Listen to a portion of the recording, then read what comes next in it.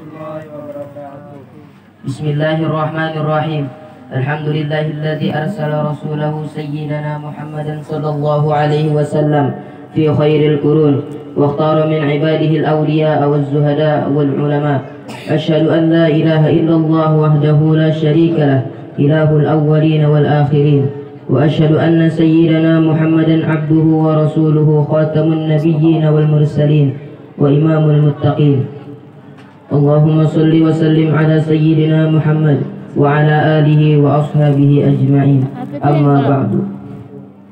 Qala Allah Ta'ala fil Qur'anil Karim, a'udzu billahi minasy syaithanir rajim. Innama yakhshallaha min ibadihi al-ulama. Wa qala an-nabiy sallallahu alaihi wasallam anna al-ulama warathatul anbiya wa anna al-anbiya lam yuwarrithu dinaran wala dirhaman. فإنما ورثوا العلم فمن أخذه فقد أخذ بحظ وافر. وقال سفيان بن عيينة رضي الله عنه عند ذكر الصالحين تنزيل الرحمة.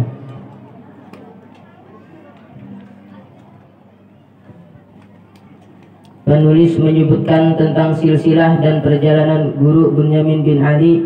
Nama beliau ialah Bunyamin bin Ali bin Sa'id bin Abdurrahim.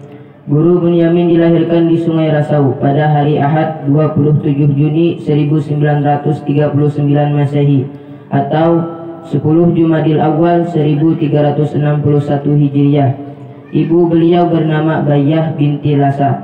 Adapun dari pihak ayahnya yaitu Ali berasal dari Benua Anyar, Banjarmasin. Adapun dari pihak ibunya Bayyah berasal dari Desa Bawah Layung, Kecamatan Kurau.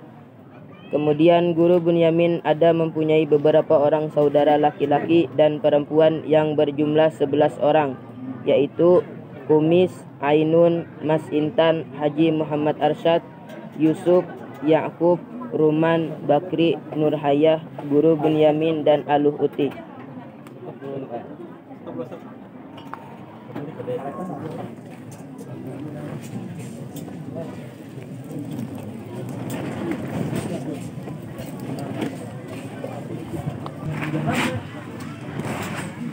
Guru Bunyamin sejak kecil selalu berada di samping kedua orang tuanya yang memeliharanya dengan penuh kasih sayang, dan kedua orang tuanya selalu berharap kepada Allah agar guru Bunyamin mempunyai sifat dan sikap yang baik serta sopan santun.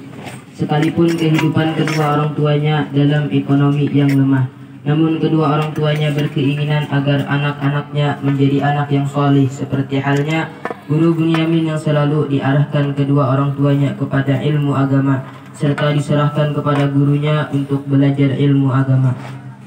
Semasa kecil guru Bunyamin dibimbing ayahnya untuk mengenal huruf Al-Quran dengan seseorang guru yang bernama Guru Mahmud yang sekarang kuburnya berada di Pantai Harapan.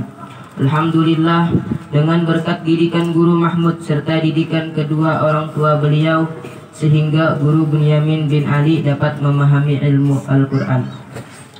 Dalam usia 7 tahun, guru Bunyamin bin Ali dibawa oleh saudaranya Haji Muhammad Arsyad ke Bati-Bati untuk memperdalam ilmu agama, serta disekolahkan di Madrasah Darussalamah.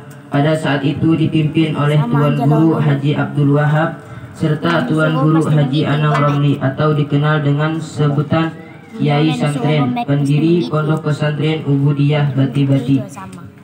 Di Madrasah Darussalamah tersebut, guru Bunyamin bin Ali banyak sekali mendapatkan gucuran ilmu agama.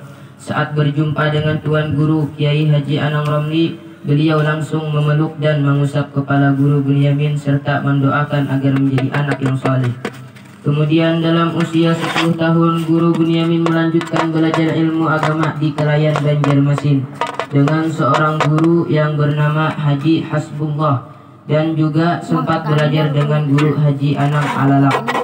Ketika menginjak usia 12 tahun, atas izin guru-guru beliau disarankan agar memperdalam ilmu agama ke Madrasah Darussalam Martapura, sekarang bernama Pondok Pesantren Darussalam. Di antara guru-guru beliau selama mengaji di Martapura yang sering beliau ceritakan adalah Al-Alim Al-Allamah Al-Syekh Al-Haji Husain Qadri, Al-Alim Al-Allamah Al-Arif Billah Al-Syekh Al-Haji Saman Mulia, Al-Alim Al-Allamah Asy-Syaikh Al-Haji Salman Abdul Jalil, Al-Alim Al-Allamah Asy-Syaikh Al-Haji Abdul Syukur, Al-Alim Al-Allamah Al-Arif Billah Asy-Syaikh Anam Sya'rani Arif, Al-Alim Al-Allamah Al-Arif Tuan Guru Haji Badruddin, Al-Alim Al-Allamah Asy-Syaikh Al-Haji Salim Ma'ruf, Al-Alim Al-Allamah Al-Haji Abdul Qadir Husain atau Guru Tuha, Al-Alim Al-Fadil Asy-Syaikh Abdul Majid, Al-Alim Al-Fadil Asy-Syaikh Muhammad Rafi'i, Al-Alim Al-Fadil Al-Haji Nasrun, Al-Alim Al-Fadil Al-Haji Abdul Hamid, Al-Alim Al-Fadil Guru Syahran, Al-Alim Al-Alamah Asy-Syaikh Al-Haji Husain Dahlan. Setelah selesai belajar di Madrasah Darussalam, maka beliau diberi izin oleh guru-guru beliau untuk menyampaikan dan mengajarkan ilmu agama yang didapatnya kepada masyarakat umumnya. Disebutkan Guru Bunyamin bin Ali pertama kali mengajarkan ilmu agama di kampung kelahiran beliau sendiri, yaitu di Sungai Rasau, dan mendirikan madrasah. Bangunannya sangat sederhana, beratapkan daun nipah berdinding tajam. Disitulah beliau berdakwah, mengajar dan menyampaikan ilmu agama. Dan madrasah tersebut diberi nama Darus Shalihin, serta disetujui oleh guru beliau yang bernama Al-Alim Al-Allamah Asy-Syaikh Al-Haji Muhammad Rafi'i, yang pada saat itu telah berkunjung ke tempat muridnya, yaitu Guru Bunyamin bin Ali di Sungai Rasau.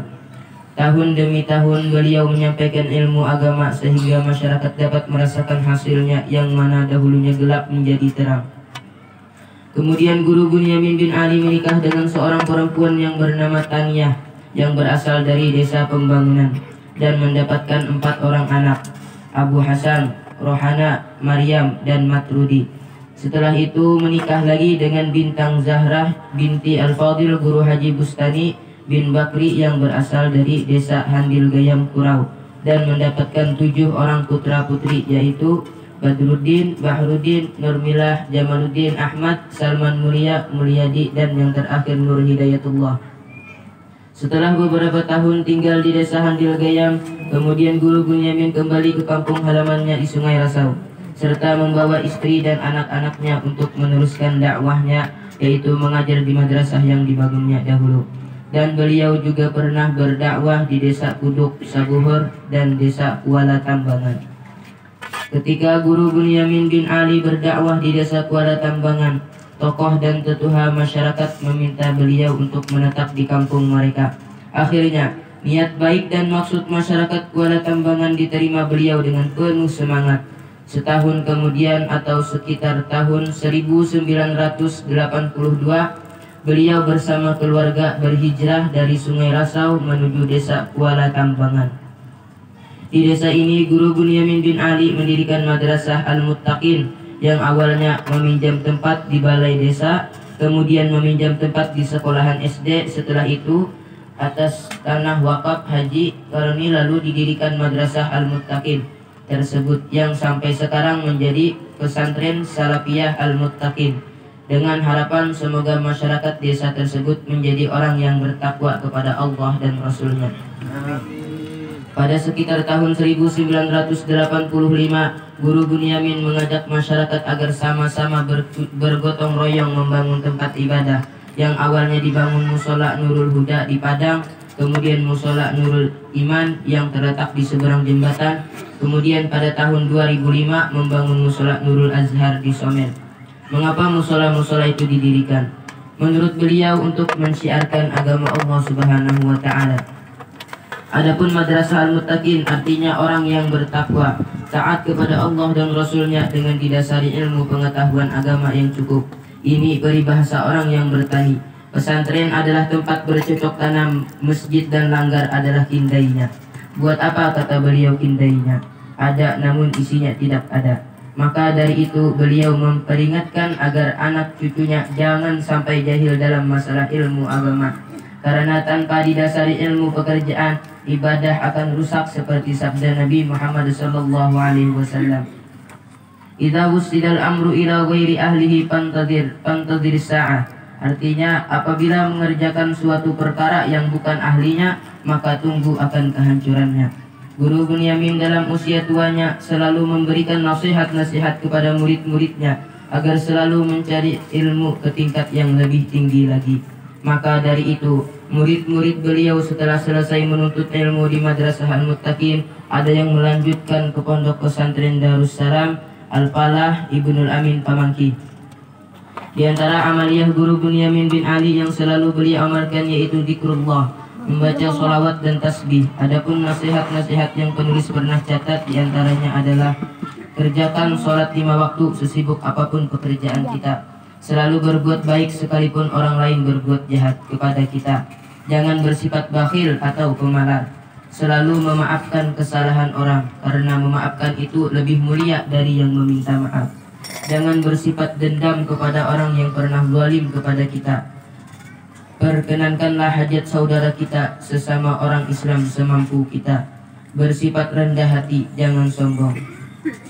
Dikhabarkan menjelang wafatnya guru Bunyamin bin Ali mendapatkan sakit dan dirawat di rumah sakit Ansari Saleh selama 4 hari, kemudian pindah ke rumah sakit Ulin selama 11 hari.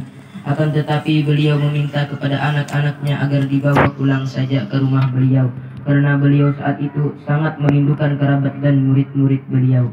Alasan lain karena guru Bunyamin bin Ali tidak ingin meninggal dunia di rumah sakit, tetapi di rumah beliau sendiri yang dikelilingi kerabat, anak dan murid-murid beliau.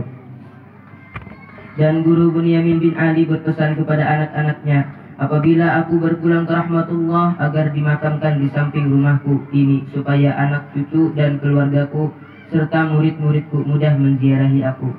Wasiat terakhir guru Bunyamin bin Ali kepada keluarganya, baik-baik lawan keluarga. Setelah itu beliau tidak lagi bicara. Kurang lebih 11 hari dirawat di rumah. Akhirnya bertepatan pada malam Jumat 4 Muharram 1432 Hijriah atau 10 Desember 2010 Masehi, kurang lebih jam 11:45, beliau berpulang ke rahmatullah dengan mengucapkan kalimat thayyibah, Allah, Allah, Allah, di pangkuan anak beliau yang bernama Mulyadi dalam usia 72 tahun. Inna lillahi wa inna ilaihi raji'un. Guru Bunyamin bin Ali telah meninggalkan kita semua menuju hadirat Allah. Betapa sedih hati kita. Ingin rasanya kita berkumpul bersama lagi untuk mendengarkan nasihat-nasihat dari beliau. Semoga beliau selalu mendapatkan rahmat dan maghfirah dari Allah Subhanahu wa Ta'ala, dan kita yang ditinggalkan selalu di dalam lindungan Allah Subhanahu wa Ta'ala. Amin ya rabbal alamin. Dan beliau dimakamkan setelah sholat Jumat di kediaman beliau sendiri, disertai awan mendung, seakan-akan ikut bersedih atas kepergian hamba Allah ini, dengan diiringi pembacaan talqin dan doa yang dipimpin oleh anak menantu dan keponakan beliau, yaitu Al-Ustaz Salman Mulia bin Al-Fadil guru Bunyamin Ali, Al-Ustaz Syamsuni Abdullah, dan